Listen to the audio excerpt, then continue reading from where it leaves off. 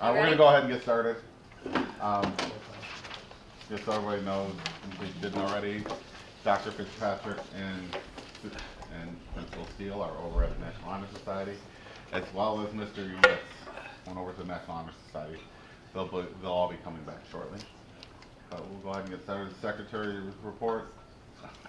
Anthony did tell me that he looked it over and he saw no issues, and so he was fully supportive of putting them forward in his I'll absence. make the motion. Second. Motion made and second to accept the minutes as presented in our packets. Questions, comments, discussion? Seeing none, hearing none, all those in favor say aye. Aye. All those opposed? Motion carries. Treasurer's report. Excuse me, Mr. We might have to go a little slow. She's still. I gotcha. You good? Second. We have a new secretary. It takes a little while to understand who we individuals are. Treasurer's report, sorry. So as of the end of October 31st, we had $5,294,369.59. And that was broken into local funds of $4,724,074.70 and project funds of $570,294.89. This month in particular, we received the majority of our assessments. They were due November 1st. As of today, everybody has paid. So you can see another figure in that spot next month for the remainder. We did receive a significant amount of grants this month, $120,000 in local funds, 72 in project. That was the MSBA reimbursement. Beyond that, there was a little bit of an expenditure in the project funds, and there were 2 payrolls during the month and 2 AP warrants, and everything else was pretty straightforward. Any questions? No unusual events or anything? Nothing unusual. That's just the way we like it. Any questions for Barbara? Moves we accept as written. Second. Motion made by Chet, second by John, to approve the treasurer's report as presented. Questions, comments, discussion? Seeing none, hearing none, all those in favor say aye. Aye. All those opposed? Motion carries. I might see Doc has something on here, but we'll. I can do it if you want. Okay. So I was in charge of the ads. There you go. There you go. So we have 3 radio promos on WMRC, and this year Dr. Fitzpatrick asked me if I would work on redoing them. So 2 of them are completely finished. We have 2 different versions of one of them because we couldn't decide on an outro we liked best, so we have both.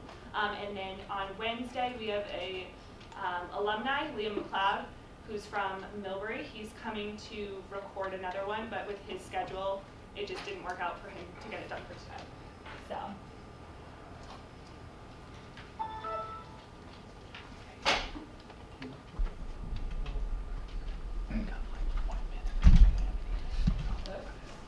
In 1989, I graduated from the electrical department at BVT, and in 2007, I returned as an instructor. My instructors taught me the trade skills, knowledge, and work ethic needed to succeed, and I try to instill the same in my students today. It is truly a great feeling when you see the look on a student's face when that light bulb, pun intended, comes on over their head and you know that they understand what you have been teaching.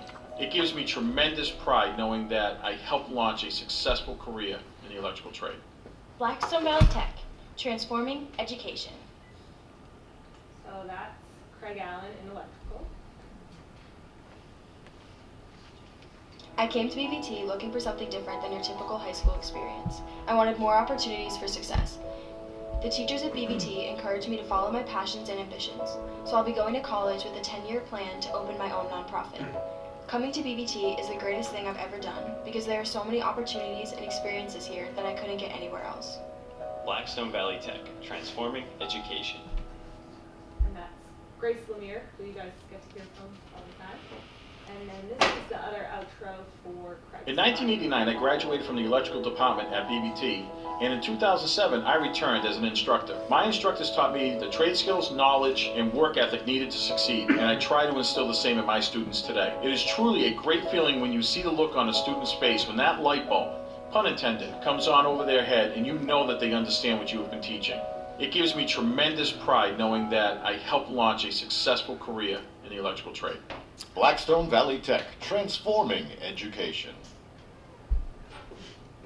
So those are all three of us. Thank you very much.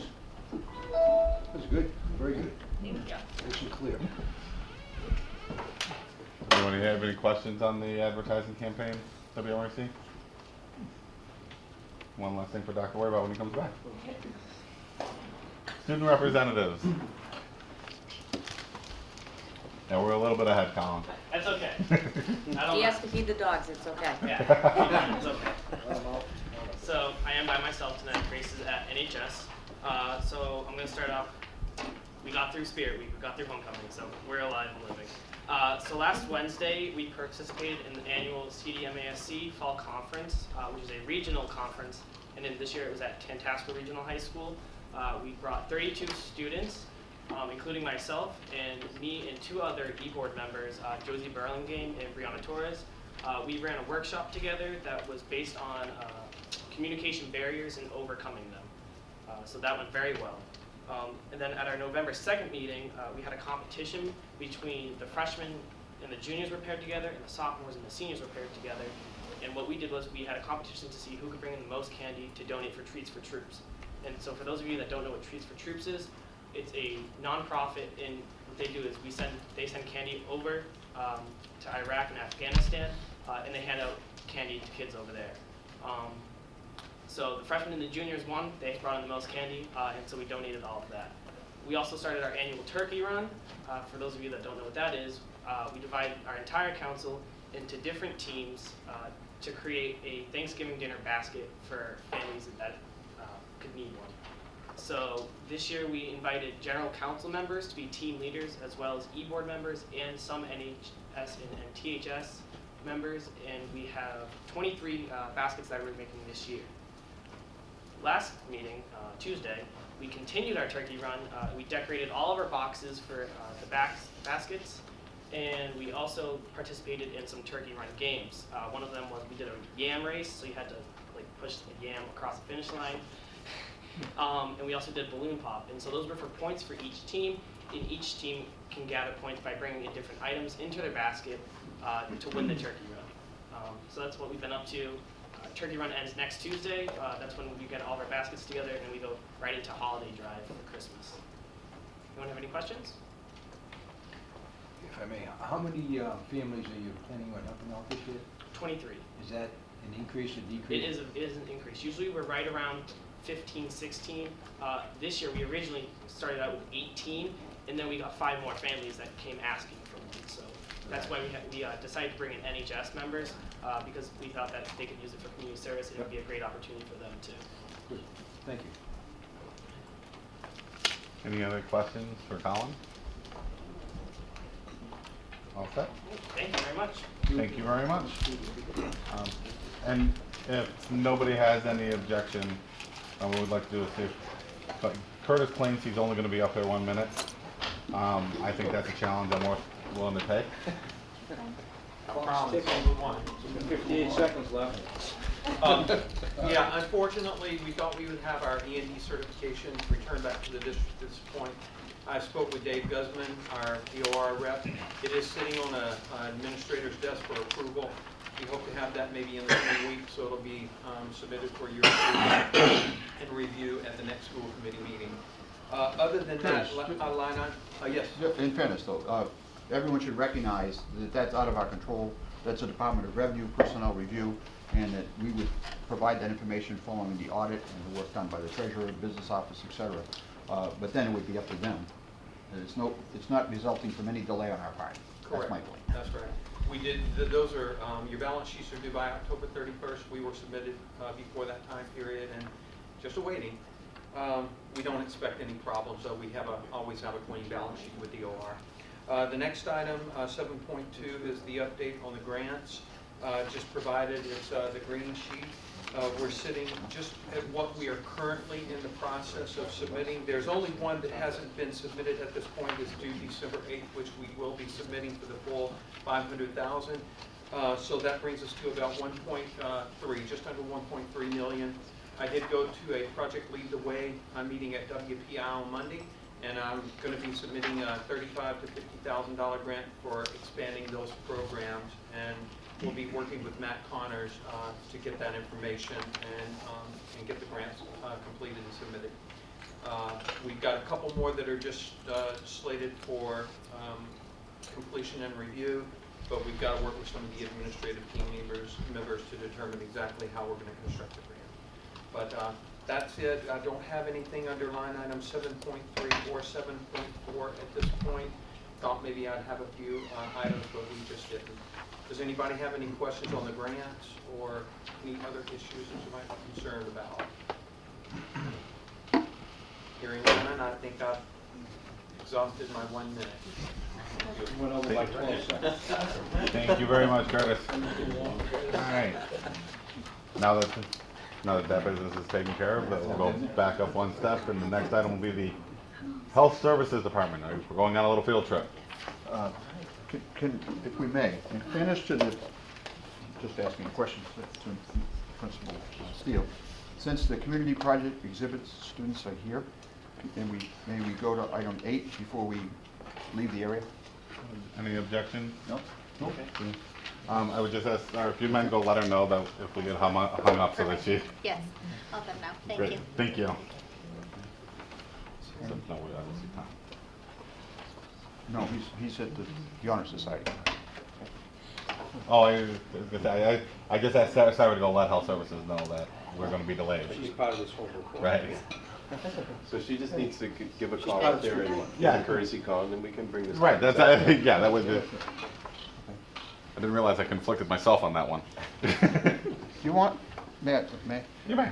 You want to cluster by the posters that represent work that you've done? Careful for the board. Sometimes the best efforts to be efficient backfire. Wouldn't know about that. I've never had that problem. We've heard of it. Yeah, I heard it does happen. Well, that's because you skip trying to be efficient, just forget about it. That's right. Efficiency's not always what it's paid up to.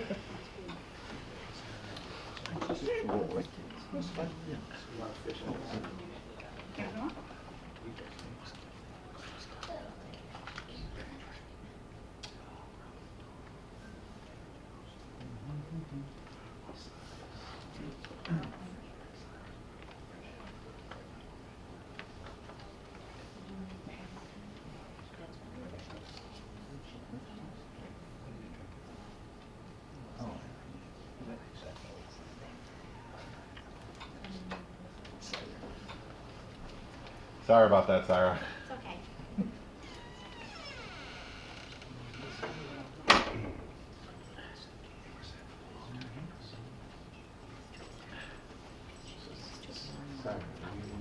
Sure, I can do that. Yeah, I can introduce them. Okay.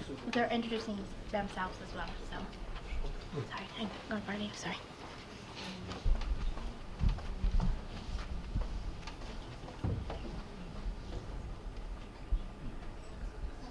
Good evening. Tonight we have 6 students that are going to be sharing, or 7, sorry, students, 8, if I can count tonight.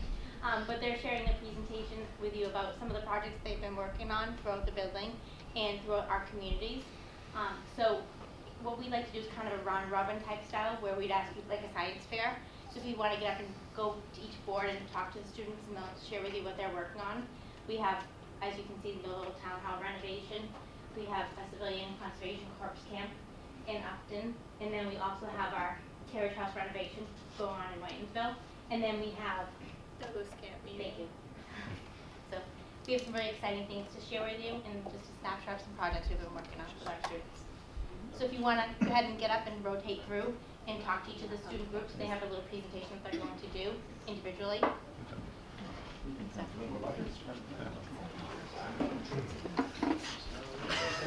Good, how are you? I kind of forgot about the walking. Yes.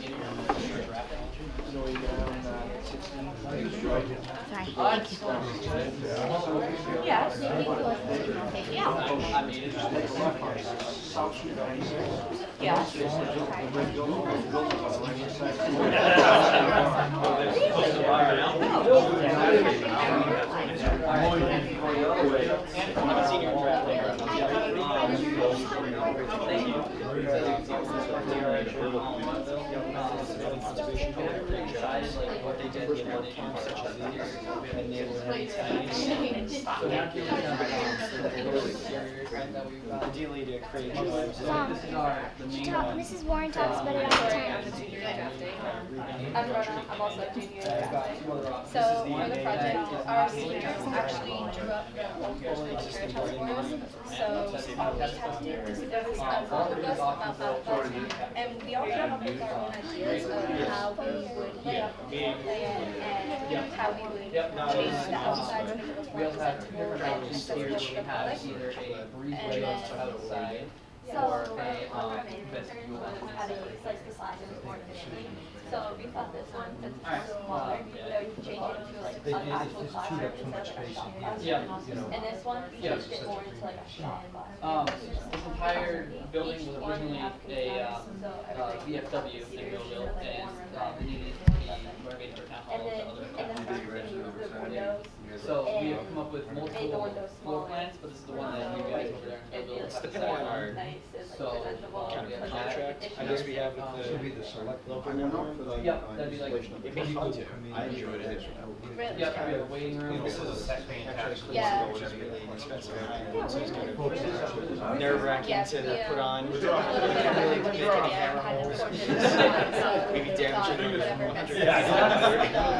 Needs of the school would be most specific. So, this is my own personal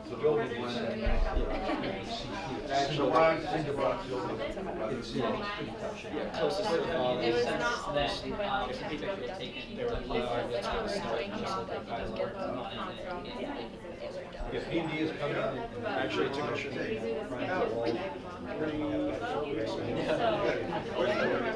Actually took a picture of the site just on the way in from the Yeah. I'm going to receive. It wasn't anything. Oh, we didn't get any. Oh, Frankie Rubino. We made it. I know Frankie's alive. I know John is not. John, yes, that's a big deal. Hey, Doc, needs your help. Yeah. Looking at you. No, I ain't kidding me. That guy voted yes.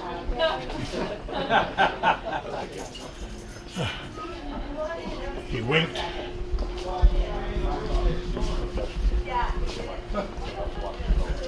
You see him wink at you? Anybody want some ribs? Hit it. Come on, you know what I take it at?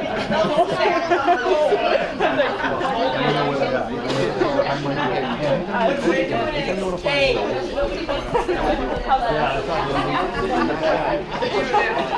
the back. Well, what we say 5 minutes into this is, okay, those in the back come to the front. Okay. Welcome, members.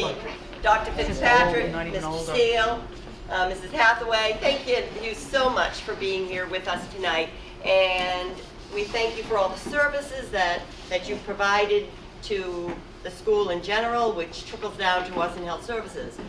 A few short years ago, you were here, and we had just moved into this wonderful department, and the face of health services changed tremendously.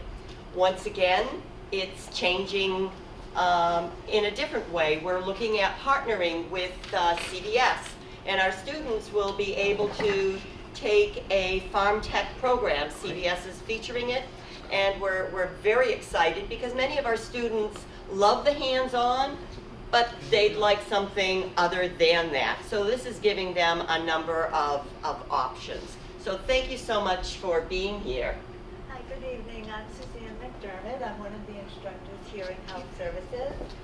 And I'd like to give you a little overview of our department quickly. These are our very well qualified faculty. Mrs. LaValle, whom you just heard, Ms. Vasquez, who is new to us this year and doing a fabulous job, myself, Justine Naper, and Mrs. Porter, who is right here and is our teaching assistant. We wanted to let you know about some of the new and older technology platforms that we use here in Health Services. One the kids really like is the Remind. It's an app they have on their phone, and if you need to remind them to bring their gym clothes, or if an assignment is due, you can just send them a little message. We also have rolled out Office 365. This is new this year, and that includes OneNote and the Microsoft 365 Classroom. Each student here at BVT has 5 free versions of that they can put on their devices while they're here at BVT.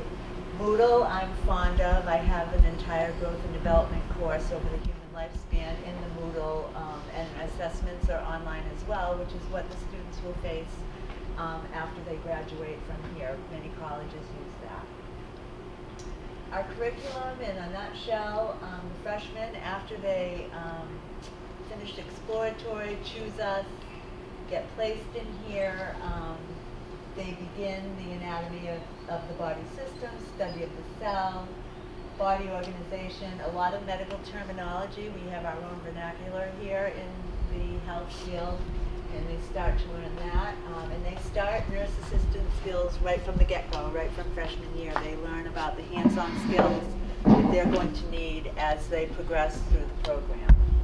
They get a certification in nutrition assistant, and they go to a couple of the local adult day health centers and do some communication projects, which might look like crafts, but the objective is not to make the craft. The objective is to learn how to communicate with someone that might be of a different generation, a different ability level, might have some hearing and vision or other issues. So they really get exposed to our community right off the bat. Sophomore year, I'm the lead teacher there, and we continue anatomy and physiology of the body system, some basic nutrition, pretty extensive human growth and development course. We continue nurse assistant skills in our beautiful nursing lab. Certifications, our sophomores are already certified in CPR and AED, first aid, and OSHA as of the first trimester. They'll also get an immunization certificate of completion and an Alzheimer's training certificate that Salmon Health puts on for us. We go to Beaumont Nursing Home, we go to Precious Ones Daycare in Uxbridge, that's new as of last year, where we study the little ones at different stages of their development, and we also go to Countryside. We're going there to make beds next week. Junior year, the big focus is on the CNA certification, that's Certified Nursing Assistant. They continue with anatomy and physiology, but focus more on diseases, the pathology related, more medical abbreviations, observation, documentation. They are introduced to the concepts of death, dying, and hospice care, which are huge, huge areas, huge fields to go in for some very special people. They also get certified as home health aides along with the CNA, and they go to Beaumont, Countryside, and some local senior centers as well. Seniors have the option on going on co-op, but when they stay with us, they get an EKG training, introduction to pharmacology and pharmacy tech training, which is new this year with CVS. They study developmental disabilities and mental health. We also go to acute care at Milford Hospital and subacute care at the Transitional Care Unit in Webster at Hubbard Hospital, and the rehab unit over at Countryside. Clinical rotations include St. Camillus, Countryside, Milford Regional, the TCU, and the Evergreen Center and Seven Hills Foundation. The certifications are an introduction to EKG certificate. American Heart, CPR, and First Aid are again renewed. We have to renew them every 2 years, so we renew them before they're going to enter the workforce, so it'll be good for 2 years after. And co-op jobs and internships are available at many of our sister health facilities. As the students come in, we let them know right off the bat what certifications they'll be eligible for and also the costs associated with them. No fee for the nutrition assistant, CPR, AED, and first aid. Only $12. That's just to get the card. They don't have to pay for the course at all. Mrs. Corda is a certified instructor and does that training. To take the certified nurse assistant exam, which is a national exam, it's $93. Home health aid is no fee. And to take the pharmacy tech exam, which is also a nationally recognized certification, it's $115. All you, Judy. Okay, as Mrs. McDermott mentioned, we have many of our students going out on co-op. We also visit many of these community partners on a regular basis. I think because of how rigorous our program is, they really love to see us because when they walk in, they know what they're doing. Our juniors right now have been out 6 times to some long-term care centers, and it's just heartwarming to see how much they know, and they look like they're part of the establishment, and it's just amazing because when you think of somebody 16 and 17 years old doing this type of care to an older adult, it's phenomenal. So we visit many of those community partners. We also send many of our students out on co-op to many of these partners. They can either do co-op with a cost, or they can, what I meant was, they can get paid with that co-op, or they can just intern. And in interning, the networking ability is amazing because they're able to go back and maybe find jobs there. So we're blessed with such a wonderful community. Right now, with our co-op folks, we usually have about 1/3 of the class that goes out on co-op. We have somebody right now at Whitcomb House, St. Camillus, St. Patrick's Manor in Framingham, Countryside, Aspire, Seven Hills, 2 are out. One of our students wants to be a speech pathologist, and she's able to get a lot of experience through Seven Hills. The Goddard School of Learning, and a student is doing some athletic training here at BVT. Our students in action. As I said, we partner with our community, and they really help our students to grow and to be part of the workforce of the 21st century. There are so many careers in the health arena. Health is the fastest growing industry in America today. Right now, most of our graduates are going on to pursue post-secondary education. Right now, we collaborate and integrate with the PN program here. When they're here during the daytime, we do a wellness day. It's really amazing to see the seniors from the community come in, and we're able to do a project with them. Within the last 4 years, we've seen about 8 to 10 of our graduates from health services go into that program. We've also got our students at these colleges. They range from Dean College to Holy Cross to Mass College of Pharmacy. We're also working with many of our students at the various long-term care centers. So it's really heartwarming to see the fruits of our labor, shall I say.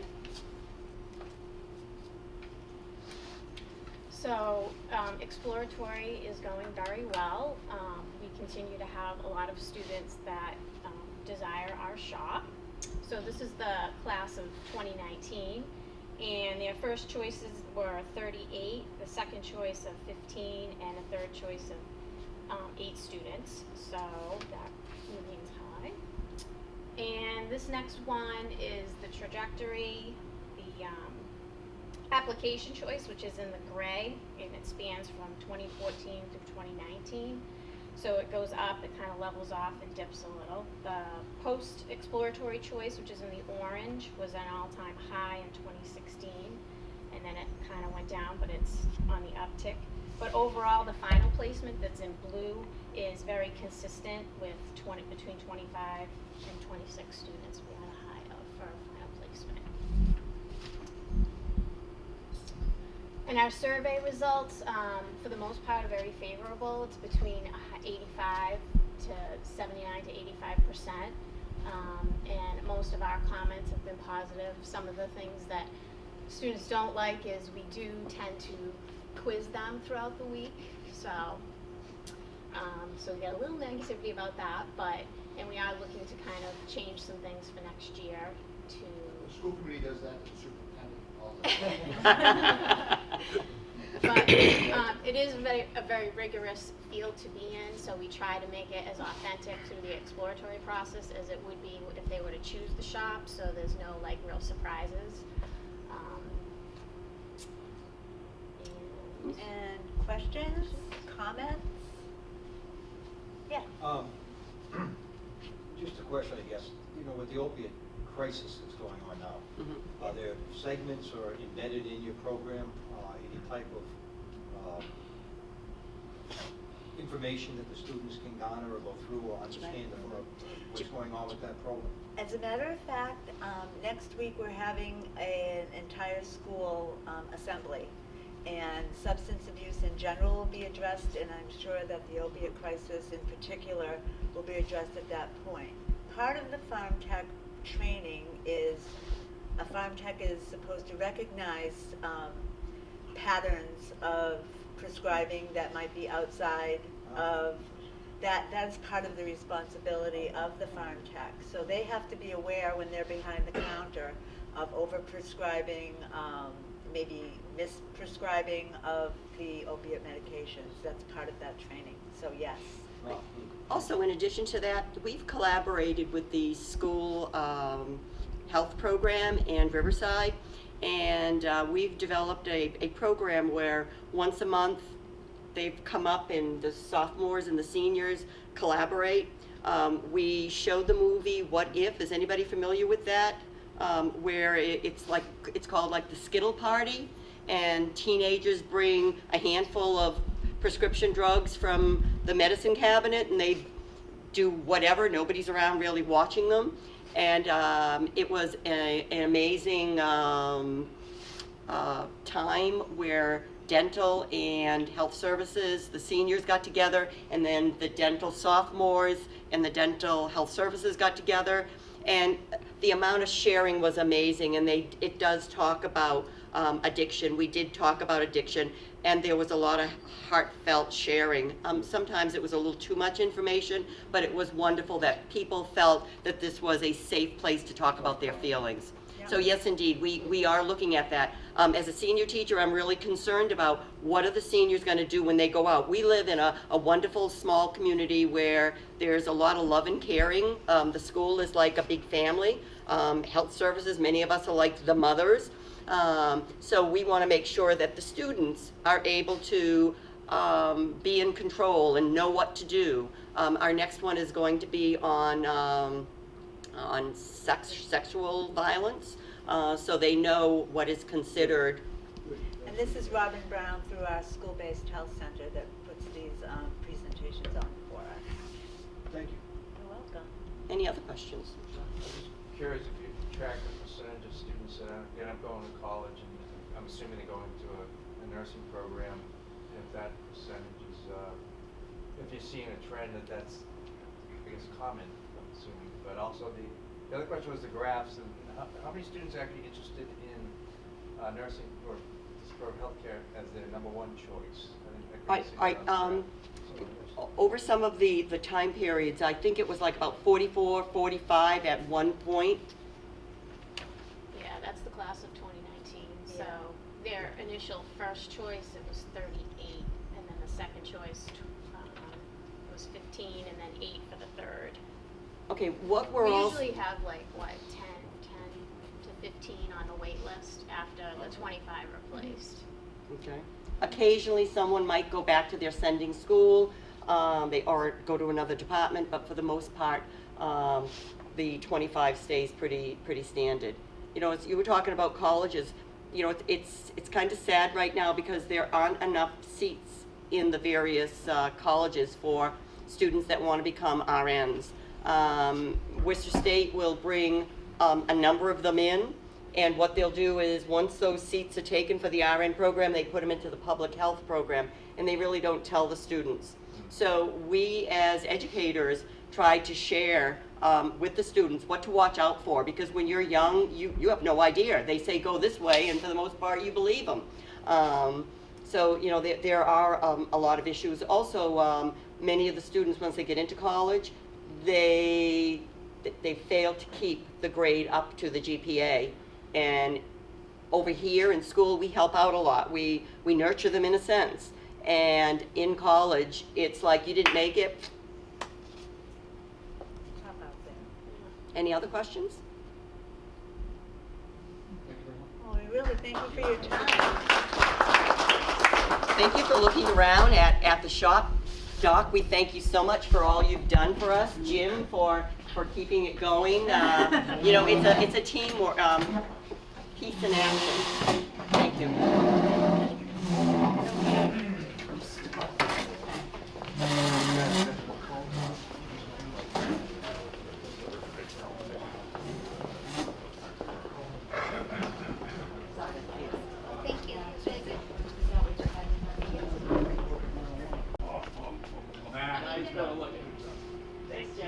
Thank you, folks.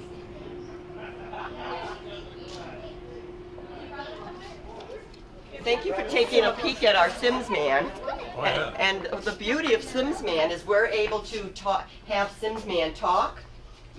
He's able to breathe. He's able to cough. We're able to video this and put it up, so that the students can watch it on the front. It's a great track after the chaotic agenda so far. Mr. Steele. I think we've covered everything for now. Thank you very much. We just flip this one.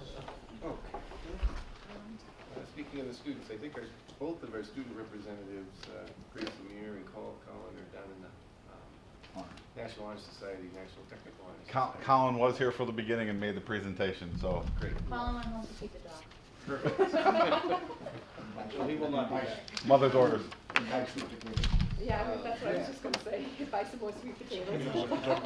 I'm sorry. You can use projector. Items for you tonight, 9 point. Oh, I'm sorry. We're not sure if you can shut off the projector. You're gonna use the projector? I am not. Yeah, control all the leak doesn't look good on your forehead. Contrast is unbelievable. Thank you.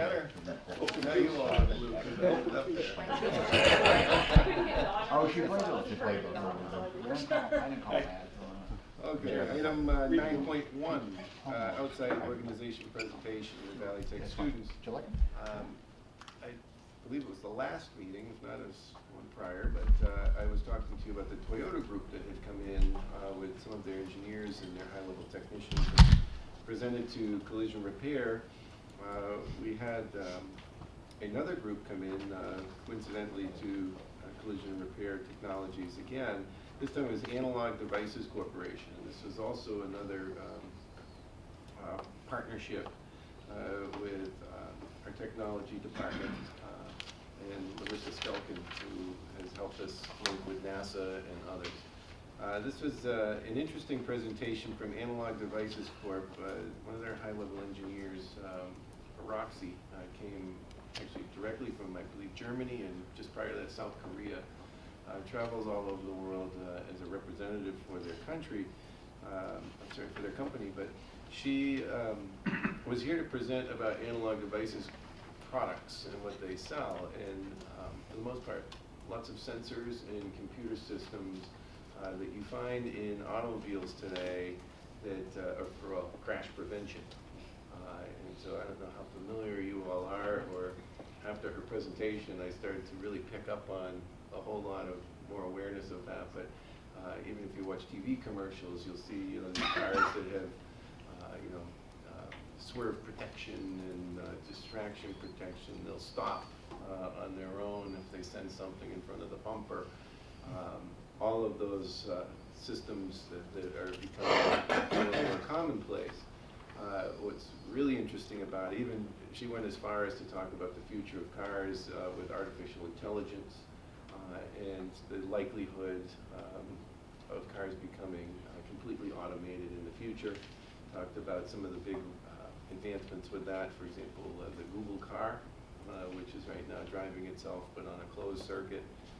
The Tesla automobiles with their autopilot, which is not going so well. Actually, there was a fairly high-profile accident with their autopilot, albeit misused. But and she talked about all the pros and cons of that. What was really interesting is you talked to a group of collision repair students and the impact, pardon the pun, the impact that will have on their industry is significant. They not only will be fixing these automobiles, but she made it more than clear that the nature of accidents will change very dramatically. Anytime these automobiles do get into accidents and altercations with one another, all of these sensors need to be replaced because they're very sensitive items, likely to really revolutionize their whole industry and open up whole new avenues in that career pathway. Certainly this extends through many of our shops. Certainly could make ties to electronics, information technology and so forth, but it's precisely the automotive industry and specifically the sector dealing with collision that is really advancing and pioneering this. Really exciting stuff. She was very eager and enthusiastic to come in and talk to our students, and that was reciprocated. So just want to keep you informed on some of these really interesting partnerships that we've had. Again, this has been the focus this year with Larissa and the engineering groups that she's brought in. Obviously an automotive theme this year, and some of those groups are also interested in coming back and talking to the auto technology students further and so on and so forth. But really interesting stuff. Questions on that? Comments? Just a quick question. So does she see in the future that, I mean, it just would appear to me that you'd have a small percentage of those drivable cars, you know, command drivable, relative to the regular people like us driving around.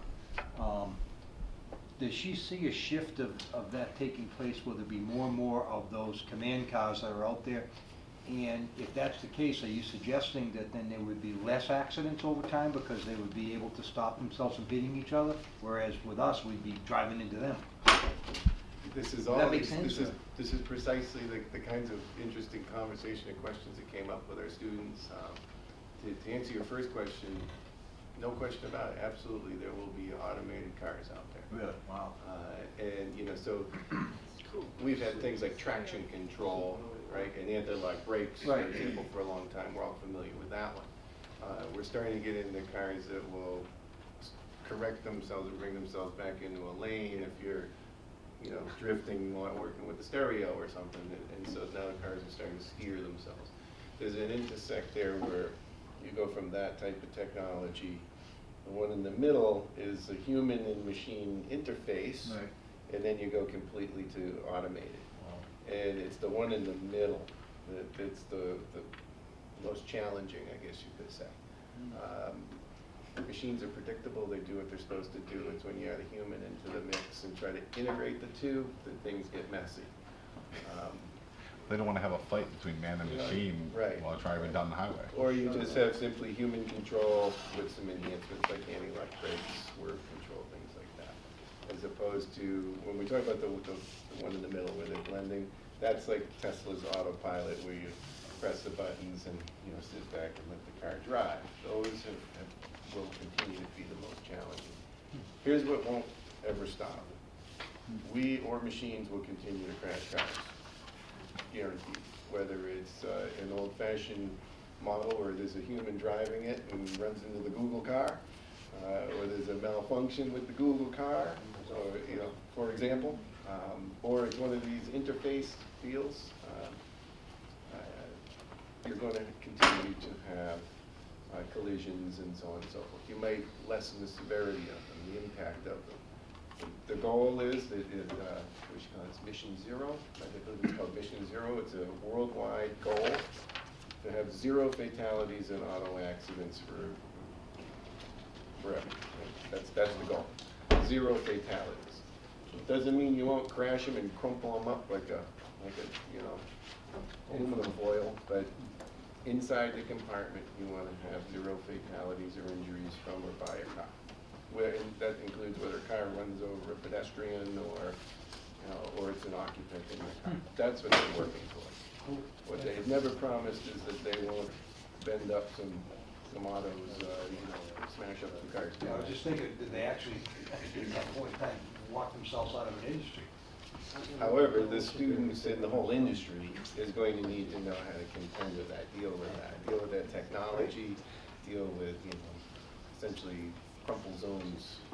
All the senses that have. All those types of things. So, high demand for, higher level technology is what it comes down to. Be aware from a career prep standpoint.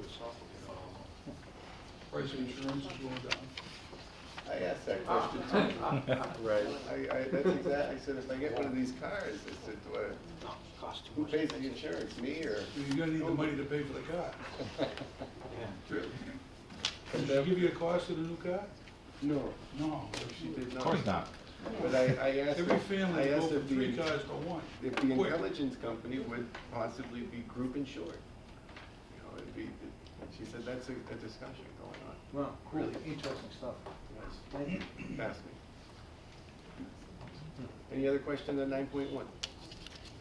Okay, thank you for letting me share that. Safety and security update, security and safety update, sorry.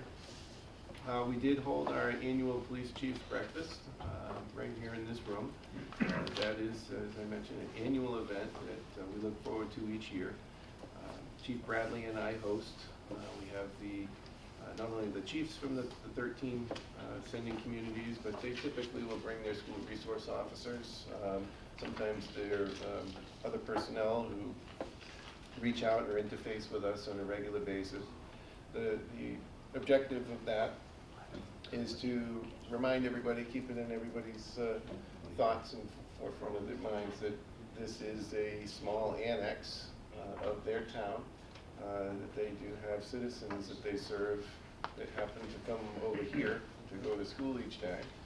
Remind them that this is also their school, 26 acres of their territory, if you will, over here, and our willingness to and need really to partner with them on a regular basis. We always provide them with a list of the students who reside in their town that go to school here and their contact information. We try to keep those lines of communication open.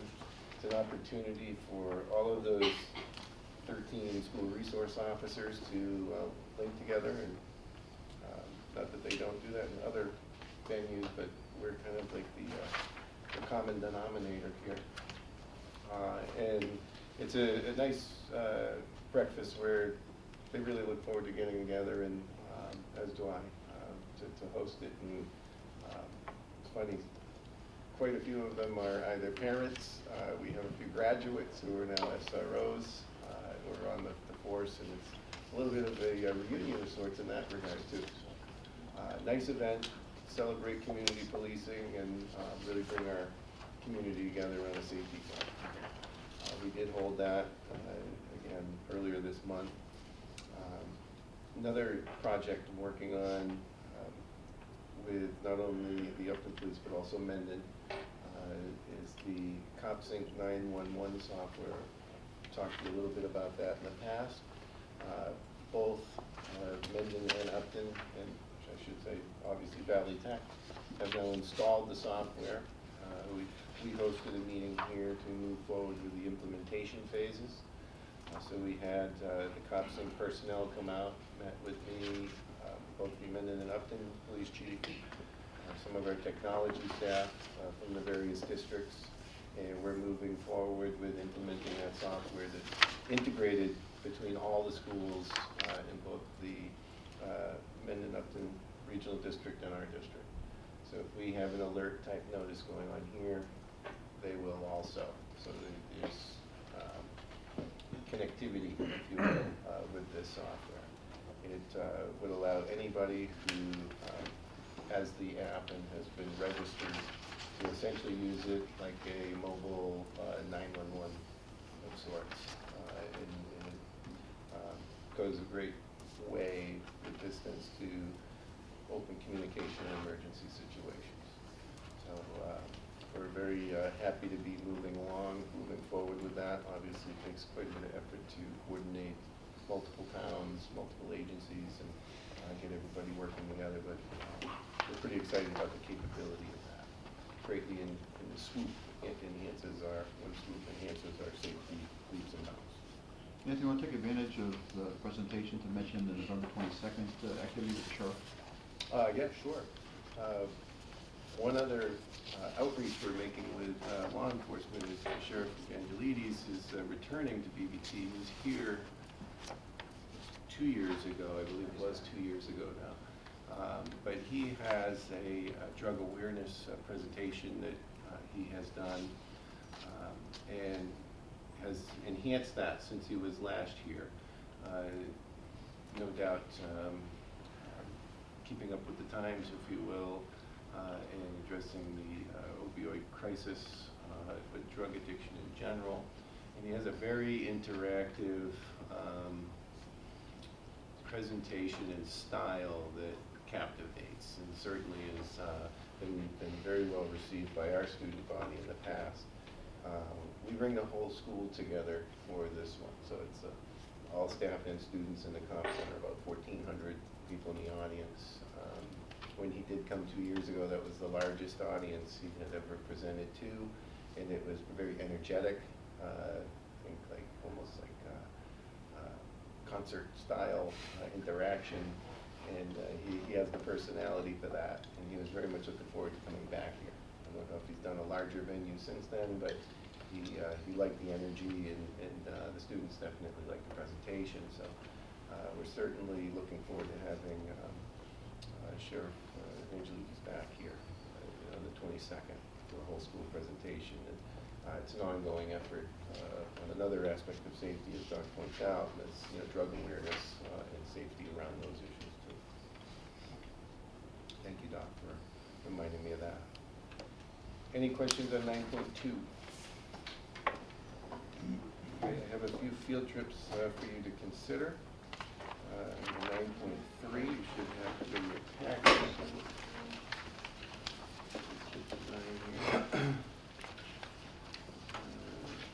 The first is a out-of-state trip for the Writer's Voice class. Actually, I think, Mrs. Swayze, that's your class, is it not? Taking a trip down to Woonsocket to Stadium Theater. Mrs. Swayze just happened to walk in. If we have any questions for her. I do. Why are they charging, it says chairperson will pay their own way?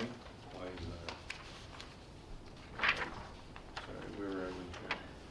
Oh, you're talking about for the $10 ticket? Yeah. Ticket? That has been a past practice that we've had, that students that want to go to a movie or a presentation or something, we do ask them to contribute. Of course, there would be sensitivity given for anybody who might not be able to afford a $10 contribution. Chaperone. Why is the chaperone have to pay their own way? I don't believe we're charging the chaperone. No, it's 10 tickets. You're the chaperone, and the chaperone's free. I'm driving van. Yep. Chaperone's free, the students are asked to contribute $10. Yeah, I was gonna say, and I don't know how much of this is we're asking that, them to do that, or this is them taking it on themselves as well. Yeah, I get it, but I just nickel and dime the poor people, No. Sponsored on a copy. I'll sponsor it myself. So, Ms. Swayze, it looks like you do have a fee, but you've elected to pay your own. Correct. Okay. Yes. Joe, I got it. $10.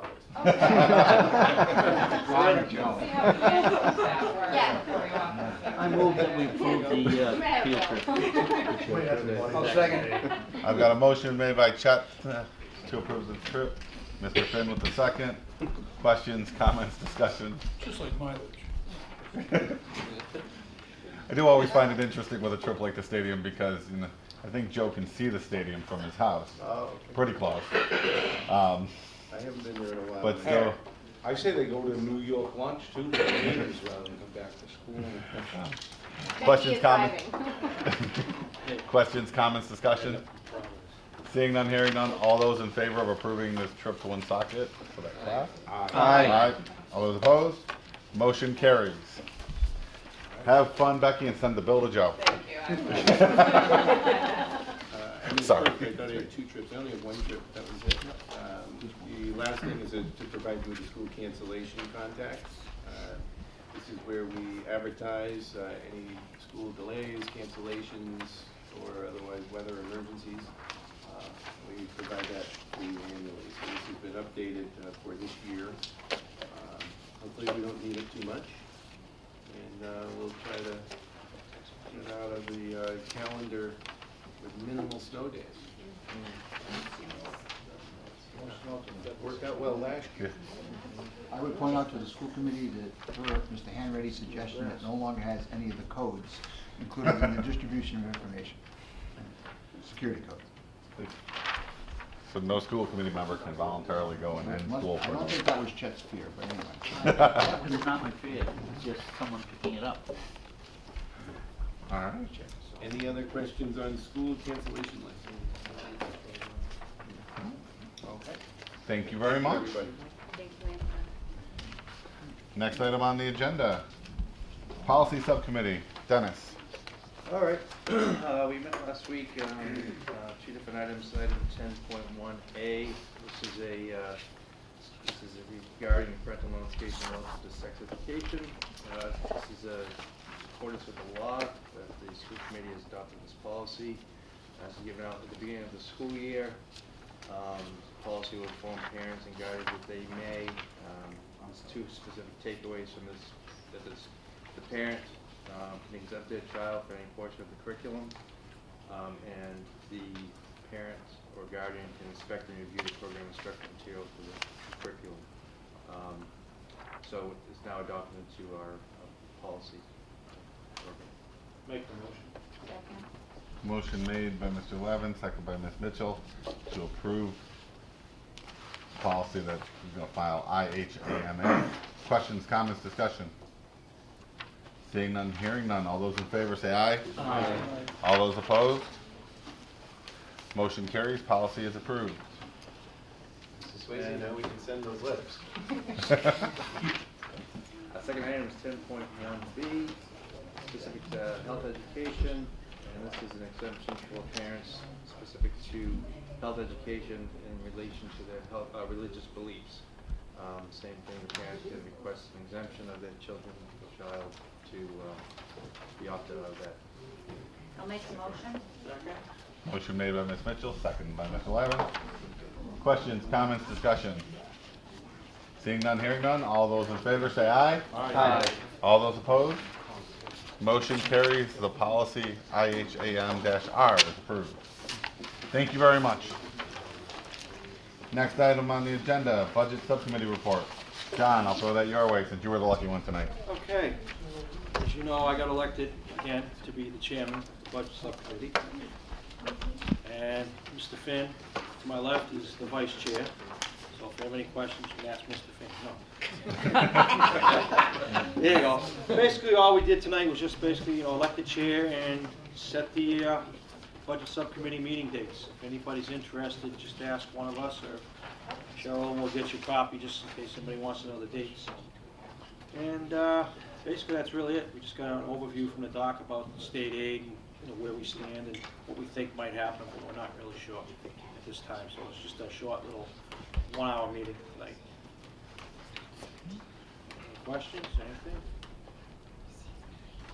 These meetings are open to the public if you want to join us. Feel free. And each town hall will be posted. Town hall. Any questions so far? You all said, and that was, Yeah, I that's, was gonna say, that pretty much summed it up for tonight. yeah, it's abbreviated. Next item on the agenda, and I can't remember the last time we got the doc, right about on time or a little ahead, Mr. Moran. Clock's coming up, I can't tell when we're on. Doc. Mr. Chairman, members of the committee, item 12.1, as I believe the committee is aware, earlier tonight, we recognized our 2 honor societies, including 132 inductees, which is just the excitement of the parents, grandparents, brothers and sisters that were assembled was quite clear. And it's a great honor to recognize these individuals who have distinguished themselves as the vanguard population of our school system. And it's also done with tradition in the sense of Mr. Mullaney and Mr. Sullivan as being cross-referenced as far as the honor societies and both categories, serving distinction previously for lack of knowledge. So, any questions on that matter? Hearing none, moving on. The Mass Association of Vocational Administrators, commonly referred to as Anthony Mava, held the general membership meeting recently. We had a team, as we always do, we'll take advantage of these memberships to gain insight into any new developments and changes in regulations, or new resources, or grant deadlines, or you name it. And so we generally meet in Marlboro at the Royal Plaza complex, which is where we were present. And among other things, we were recruited to assist the organization in addressing a number of information or research concerns, and we're pleased to do that. And to benefit from the input of the entire membership across the state of Massachusetts. Any questions on that matter? Seeing none, moving on. The parent newsletter has been enclosed. It is item 12.3. It details a number of things that we're convinced you may find of interest. Anthony, in his traditional manner, captures a component of the philosophy and the mission and succinctly presents an argument that the students and parents hopefully will consider and review. And then you also find other developments that are summarized in the calendar. So that's available for your perusal. Any questions on the parent newsletter? Hearing none, seeing none. Moving on. Item 12.4. The Worcester Business Journal has a subset that focuses on economic development, school comparisons, out-of-data contrast. And it did this article on October 31st. We certainly were included in its references. And the findings of the researchers associated with the Worcester Business Journal were very complimentary in the manner in which they scored Valley Tech. And we bring this to your attention. We oftentimes make reference when we receive feedback or compliments externally. So we're not patting ourselves on the back, but somebody else is reviewing the data and making a determination it was newsworthy or complimentary. And in this case, they also reference the fact that we were particularly cost effective. Which is kind of a nice argument as well. The per pupil expenditures are often tallied based on the dollars that the towns are generating to support. This is the reference point. But we share that because we were referenced in several cases in that document, in that report. Any questions? Seeing none, moving on. Item 12.5 is I've attempted to keep the committee posted and with the help of a number of people, including our treasurer, who is on the board of trustees at the hospital. We've successfully negotiated a modified arrangement with the cost factor to continue to provide what we consider to be valuable services. Even the tour to the health service vocational program today made reference to their partnering and how they draw upon the resources of the Satellite Wellness Center, Milford Hospital, based on campus. Our students continue to enjoy a host of services for their social, emotional, and behavioral welfare made possible through this partnership, because the hospital, unlike the school system, is eligible for money from the state based on its license that we would not be eligible. And so the hospital makes application, or we work in tandem with them to make application. The state awards the money, in this particular case, for categorical money, to the hospital, which in turn then committed by the hospital to cover the services associated with personnel or other aspects of the satellite center, and we make up the difference. So, and I guess the nice thing of all, while the hospital clearly has found itself in a financial challenge situation, not uncommon for hospitals across the country. The CEO has referenced positive interactions, relative to our negotiations. So that's it. Any questions on that?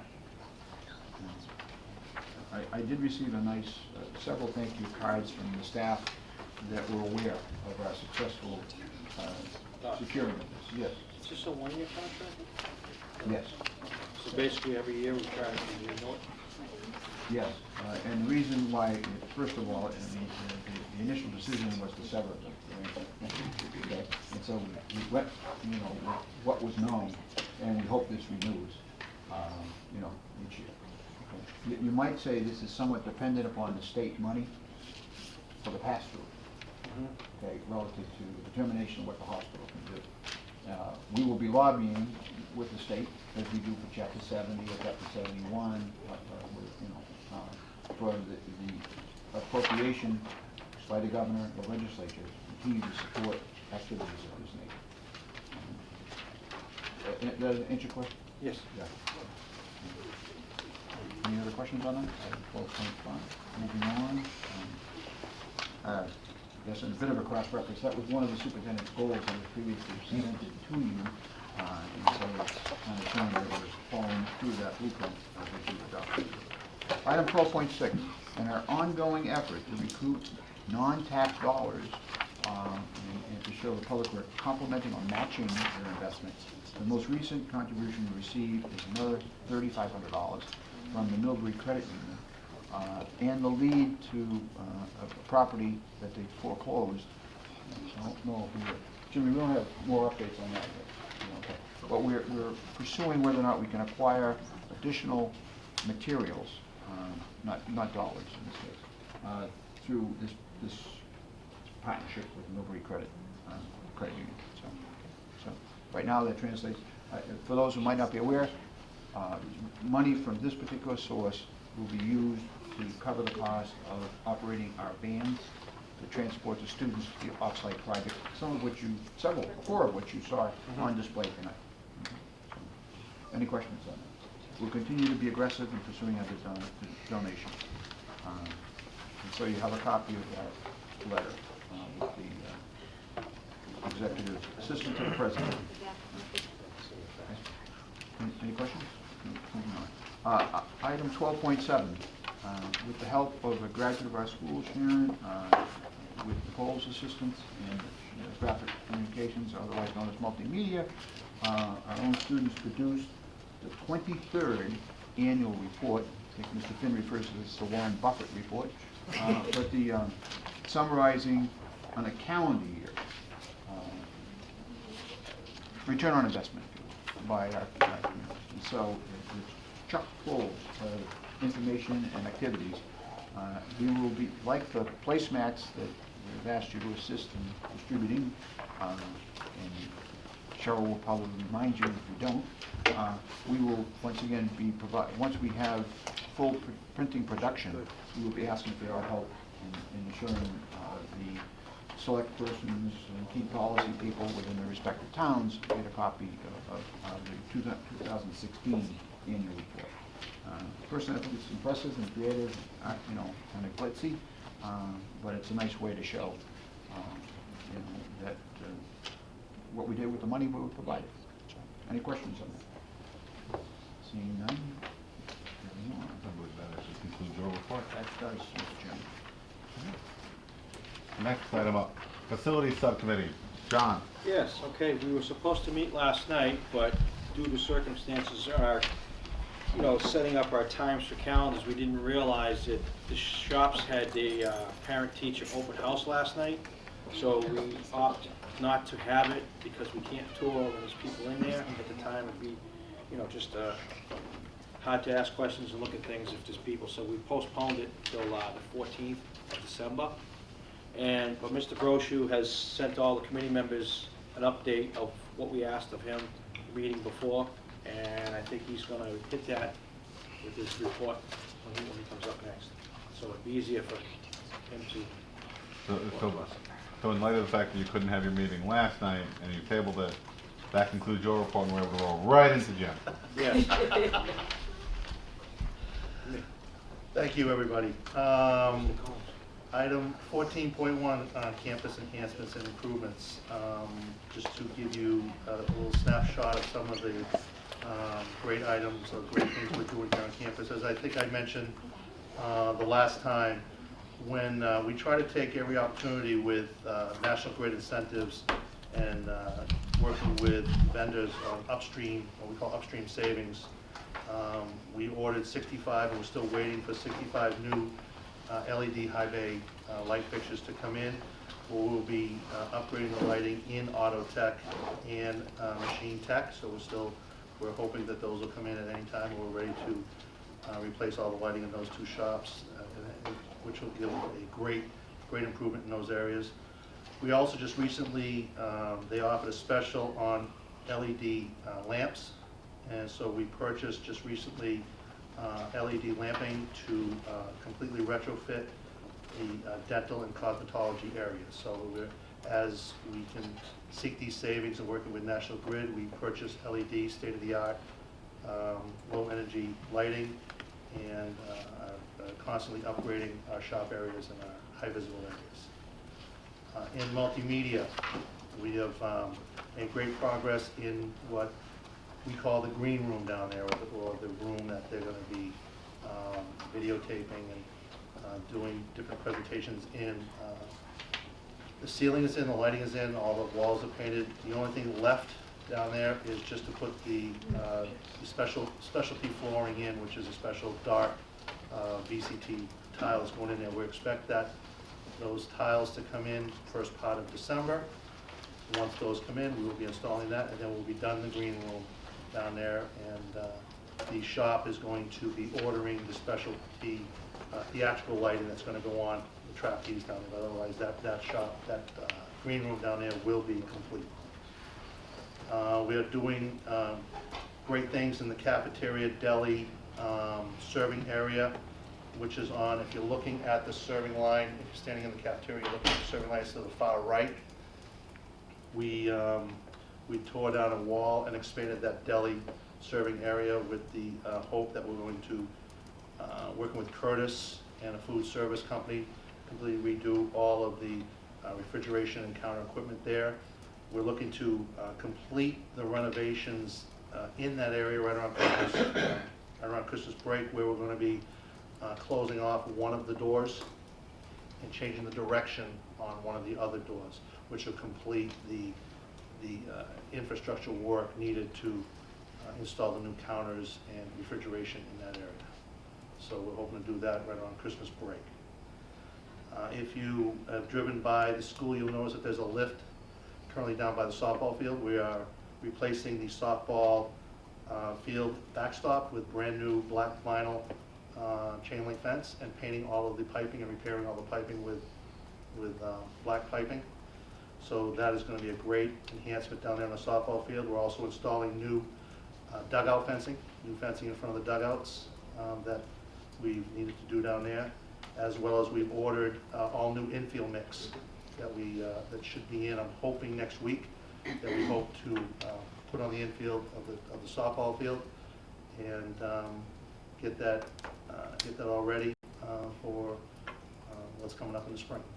So that'll be a great enhancement to the softball field. With respect to the fields, we're hopefully after this weekend's football game, we hope to get on the football field, where we will be aerating, overseeding, top dressing, and fertilizing that field, and basically putting it to, what I call putting it to bed for the winter. Irrigation system has already been blown out and winterized, and hopefully after this Saturday we'll get on there and put that field to bed for the winter.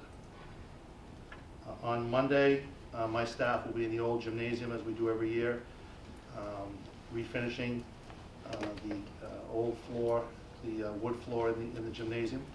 It'll be a 3-day process. The gymnasium is offline from Monday till Monday, where we go in with our equipment.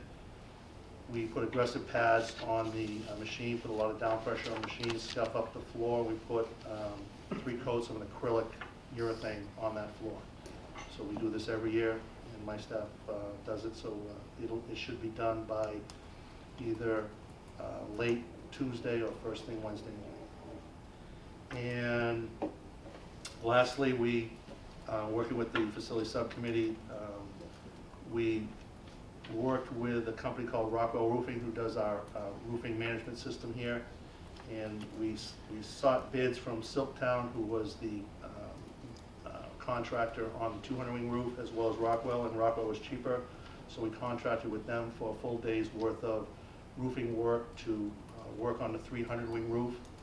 Basically go up there with materials, 2 men, and walk the whole 300-wing roof, which is still one of the older roofs here in the school, to get ready for winter, where they've replaced seams, patches, some flashing, in an attempt to again get ready for the mild winter we're going to have.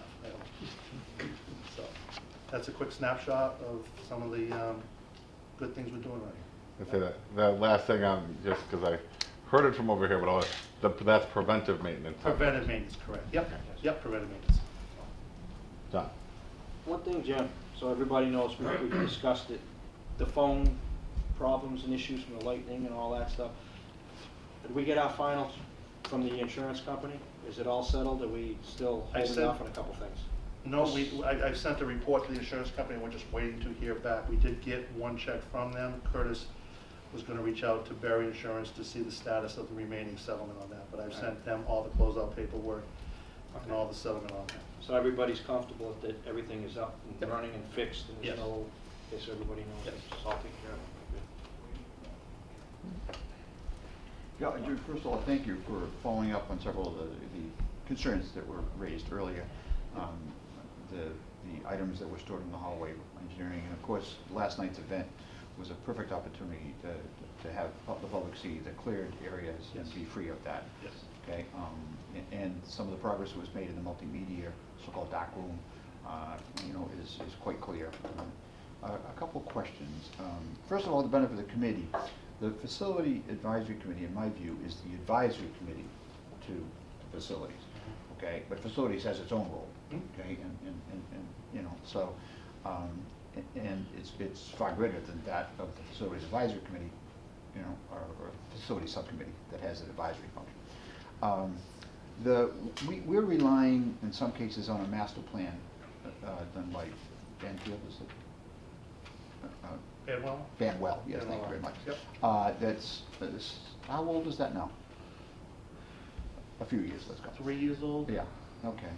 I noticed from conversations with colleagues at some of the other regional vocational technical schools that they recently entered into new agreements with architectural firms to do master plans. Mm-hmm. And I'm wondering whether or not, if you think we need to get the most out of the previous investment and the previous master plan, but not to have too many years go by before we do that again, or we consider making an appropriation or investment for a master plan design, so we stay relevant and proactive. So that's a question. The other thing is it would be particularly helpful, I think, to look at the calendar, remaining calendar, and do what we've done in the past. Identify enhancement activities. Not maintenance speaks for itself. You pretty much have that scheduled. But any enhancement activities that we hope to do, and to get ready for the summer renovations. Earlier today, I brought the owner of the newest auto body shop in Milford over for a tour. Very impressed with the modifications, changes, and enhancements of what we call now the auto collision program. I said it's the best shop he's seen, okay? And he runs programs in multiple towns. And that was all attributable to the priority that we gave it this past summer, which means we didn't do other things in some cases, but we did, not everything could be done. Right. So, Mike, would you consider identifying that which we can do this school year, with the students and staff, making as much progress as possible, and then looking at what we would target for the summer, and then match it up with cost impacts, so that we can, the budget subcommittee, which is, as John mentioned, has just embarked upon its next budget design, can look at capital projects and ability to fund them. and maximize the projects that have been identified by the previous master plan, decide whether or not we need another one. So, just some planning in, both in the short term of this school year, the summer, and then the master plans, which we have a longer planning aspect of. I think that'll be helpful to everybody and give you more, you know, a greater blueprint in which to share with the facility subcommittee or the full school committee. Yep, absolutely. No, I actually have a wish list folder on my desk of items that we need to budget for, as well as I've met with both vocational coordinators last week and said, you know, I'd like to set up meetings with certain shops as far as, you know, planning for the summer work, so absolutely. And another activity that you know we work on is that we relied upon a donated school board, okay, for the field, and we've raised considerable funding outside to get involved in a significant replacement and an enhancement, and haven't finalized everything. But once we identified that we clearly needed something, we asked the teams to go pretty much without that this year, and they did reluctantly. And we identified the need for a new one. We immediately started the fundraising that has generated, I think, 80% of what it will cost to replace that. So just matching things. So thank you. Thank you. Just one question. We had seen a design out front, Jimmy, for the sign. Yes. And I was just curious where that's at. I'm working with drafting to try to take that concept of that sign and to see if we can, what we can do with that in-house, where we could put up a temporary sign until we get our permanent sign up. Possibly we could do that in the spring. So we've got, working with the facility subcommittee, we kind of put a lot of options on the table. We somewhat narrowed it down to a couple that we felt as if was a good starting point as far as the finish sign. But it was still a little ways of getting there. But it was brought up at the last meeting that why don't we try to work on a temporary sign for right now that we could put up, that we could do in-house and put up immediately. So I'm working with drafting right now on those two concepts to try to take those ideas and kind of downsize it a little bit and to try to build it where we could, you know, right when the snow breaks, we could, you know, go in the ground and put it up for the spring. Okay. That's the intersect, that question that I'm looking for. It's like a per chart. You have an activity, temporary sign, example, and rather than anyone be in a quandary as to where that is or when it will happen, if you have that targeted for March 15th, so be it, okay? But we're trying to match up the, almost like deliverables, an activity, an enhancement, when we hope to do it, and then maybe the cost factor, okay? It minimizes any, it increases the ability of anyone who's asked to be able to answer the question. Well, no, we weren't expecting to do that until March 15th, whatever would be the case. Just matching up. That would be helpful. Joe. That lighting you were talking about, the new LED lighting. Yes. Them, my understanding, I've worked with some companies that are involved in it.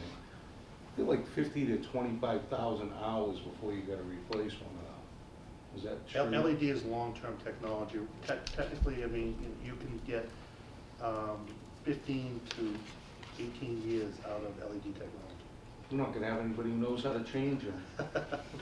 Yes, and again, the look of them, the longevity of them, state-of-the-art technology. And the energy savings is Energy huge. savings is huge. But it's just, it's amazing. It is great. You know, the idea of going through, you're doing that, and that's something that we should definitely focus on, so. One other question, if I could. Jimmy, just to follow up on that one.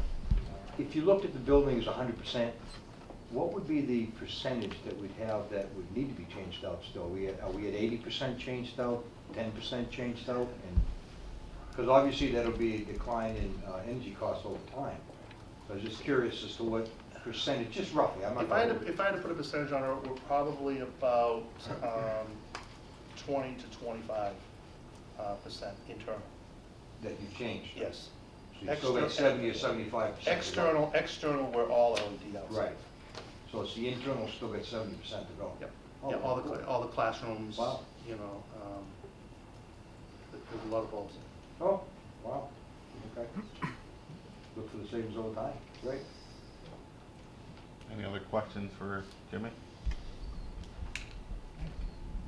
Thank you very much. Thank you. Next item on the agenda, new business.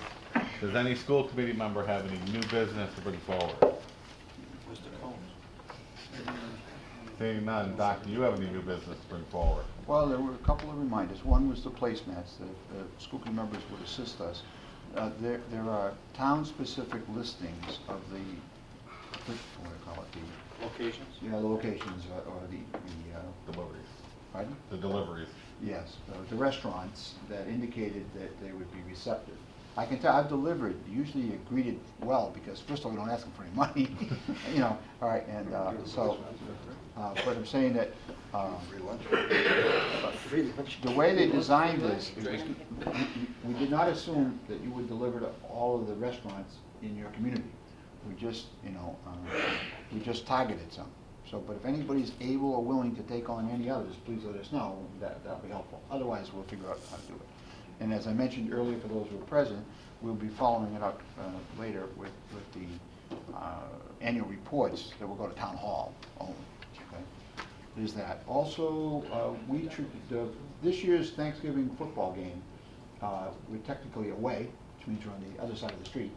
Yeah, The shuttle bus and so on? however, if people wanted a cone marked for parking, we would, no, seriously, we've been asked in the past, you know, which we would do, we'd secure some cones to reserve spaces closer to the entrance of across the street, which would be like in the further parking lot, okay, our parking lot. So if you let us know, okay, we will make arrangements with facilities to reserve you a parking space. Well, we've done it as a courtesy in the past, and certainly we'll do it again.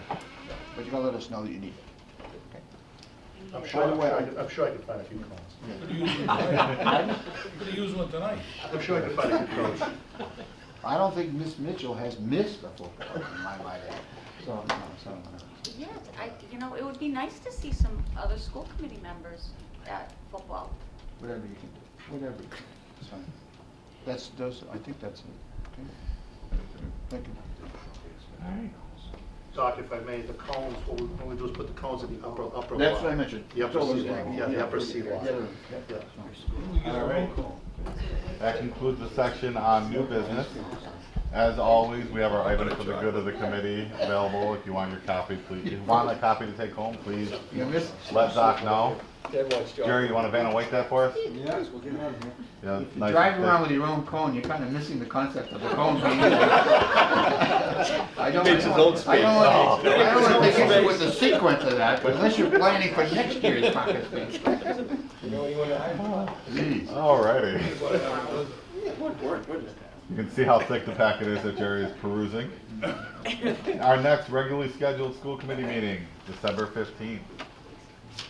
And before I entertain the motion to enter executive session, we do have items that are on the agenda for the executive session. We will be coming out for the viewing audience, so they are aware that we will be coming out for the purpose on the decision to whether or not to release the minutes that are one of the agenda items within the executive session. So that way the gentleman here recording can be on his way and not wait until we finish to come back with you minutes.